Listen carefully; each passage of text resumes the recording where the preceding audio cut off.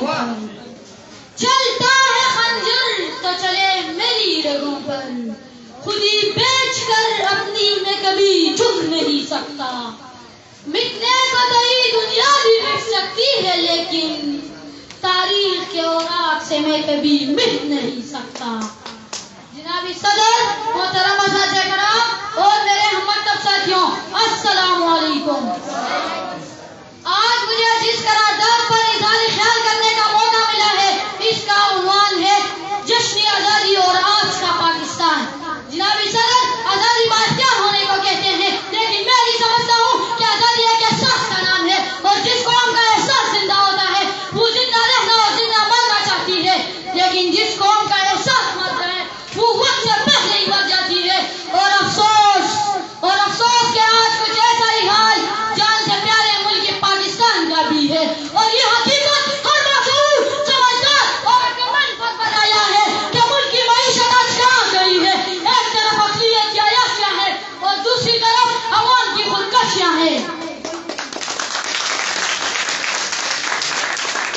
جس باپ نے اپنے ہی ہاتھوں سے بےروزگاری سے پاگل ہو کر اپنے بچوں کو دریائے راوی میں پھینک دیا، اس باپ کے لیے گنگا، جمنا اور دریائے راوی میں کیا فرق ہوگا؟ لگاؤ تم آزادی کے نعرے، لگاؤ اور ان نعروں سے ہمیں بہلاؤ۔ اور یہ اوقات میری قوم کو اسی جذباتیت اور جذباتی نعروں نے اس مقام پر پہنچایا ہے کہ ہماری حکومتیں آج بھی امریکہ کے سامنے کشکول لے کر کھڑی ہے، اور یہ حقیقت ہے۔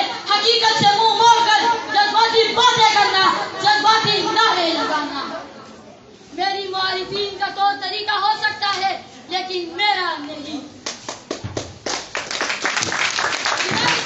حرام ہمارے حکمرانوں کے منہ کا لگ چکا ہے، کرپشن ان کے خون میں ریڈ اور وائٹ بلڈ سیل کی طرح گردش کر رہی ہے۔ جی ہاں، یہ اوقات ظلم و ستم کا بازار انہوں نے کام کر رکھا ہے۔ اب میں کیا کہوں، یہ اوقات اب میں کیا کہوں، یہ جس زمین کو پیروں سے کچلتے ہوئے جا رہے ہوتے ہیں تو یہ بات بھول جاتے ہیں کہ اس زمین کو حاصل کرنے کے لیے میرے آبا و اجداد نے خون کی ندیاں بہا دی۔ اقبال میری قوم کا اقبال کھو گیا، ماضی تو سنہرا تھا مگر حال کھو گیا، وہ روب وہ دبدبا وہ جلال کھو گیا، وہ حسنی وہ بے مثال وہ جمال کھو گیا۔ جناب صدر، جشن آزادی منانے سے قبل ضروری ہے کہ پہلے ہم آزاد ہوں، لیکن ہم تو آج بھی انہی جاگیرداروں، انہی وزیروں، انہی لٹیروں، انہی بےحس، انہی بے بس حکمرانوں کے تابع ہیں، تو میں کیسے کہوں کہ ہم آزاد ہیں؟